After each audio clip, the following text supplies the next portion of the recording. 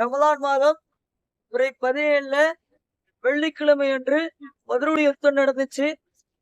Medina மக்காவிலிருந்து முஹாஜிரீன்கள் இடம்பெயர்ந்து வந்த பிறகு பெரிய செல்வந்தர்களாக மக்காவில் இருந்தவங்க கூட அகதிகளாக வந்தாங்க.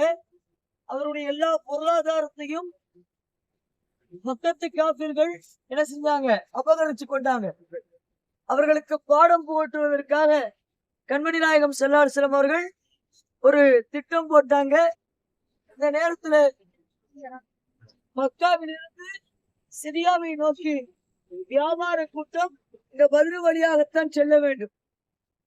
அந்த அடிப்படையில அப்பொழுது அவர்கள் 43 பேரை கொண்ட அபு சுஃபியான் ஒரு படையோடு சிரியாவிற்கு வியாபாரத்துக்காக செல்லும் பொழுது பத்ருடைய இடத்துல வந்து அவர்களை நாம் பாடம் பொருள் கற்பிக்க வேண்டும், அவருடைய பொருட்களை அபகரிக்க வேண்டும்னு ரசூலுல்லாஹ் 313 பேரை தயார்படுத்துறாங்க. இதுல 82 முஹாஜிரீன்கள் மக்காவிலிருந்து நிதி செஞ்சு வந்த சஹாபாக்கள், அதே போல 213 அன்சாரி சஹாபாக்கள் மதீனாவில் இருந்தவர்கள், மொத்தம் 313 நபர்கள் தயாராகி வராங்க. 211 அன்சாரிகள் தயாராகி வராங்க. வந்து இங்க ஒரு மலைப்பகுதியில தான் இந்த பகுதியில இருக்கிறாங்க. ரசூல் ஸல்லல்லாஹு அலைஹி வஸல்லம் எல்லாரையும் தயார்படுத்துறாங்க.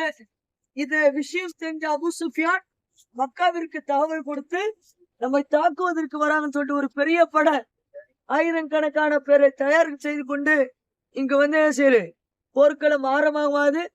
முஹாஜிரினுடைய தலைவராக அலி ரலியல்லாஹு அவர்களும் அன்சாரியுடைய தலைவராக சஅத் பின் முஆத் ஆக்கப்படுறாங்க.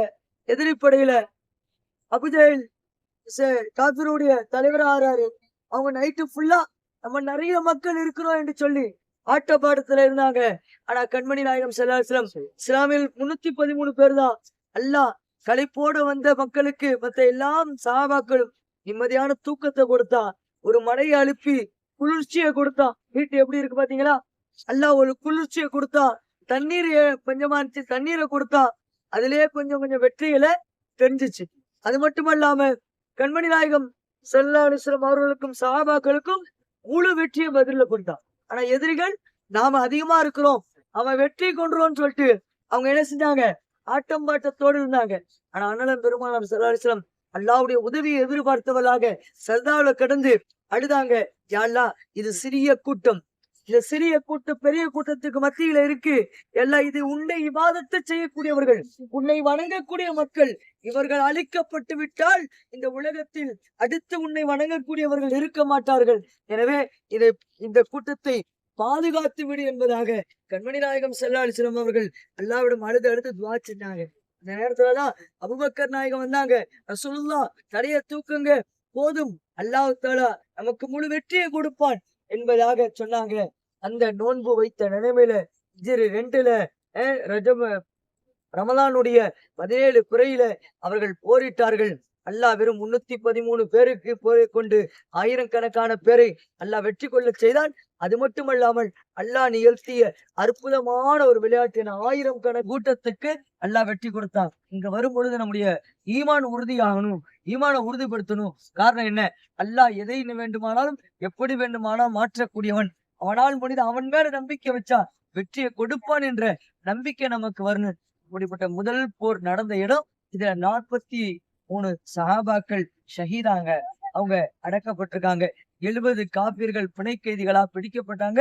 அந்த நேரத்துல ஃபிதியாக்கள் காசு கொடுத்து அவர்களை மீட்டு கொண்டாங்க. பணம் இருப்பவர்கள் இல்லாதவர்களுக்கு ரசூலுல்லாஹ் இறக்கப்பட்டு, உங்களிடம் படித்தவர்கள் எங்களிடம் இருக்கக்கூடிய படிக்காதவர்களுக்கு கல்வி கற்றுக் கொடுங்கள் என்று சொல்லி அவர்களை விடுவித்தார். இப்படியெல்லாம் பத்ருடைய போர்க்களம் நடைபெற்ற இடம் இதுதான்.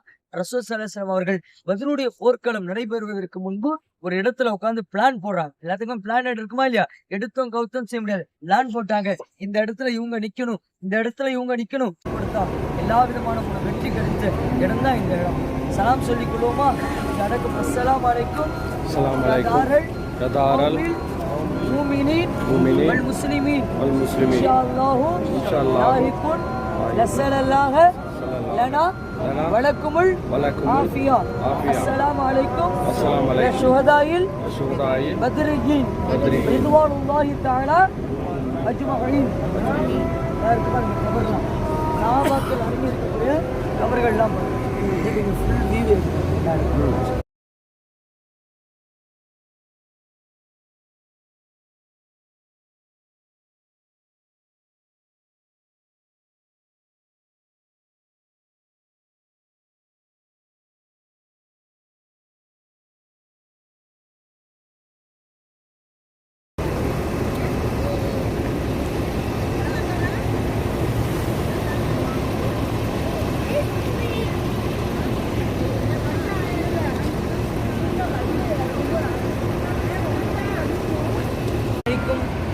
ரஹமத்துல்லாஹி தஆலா வபரகாத்துஹு.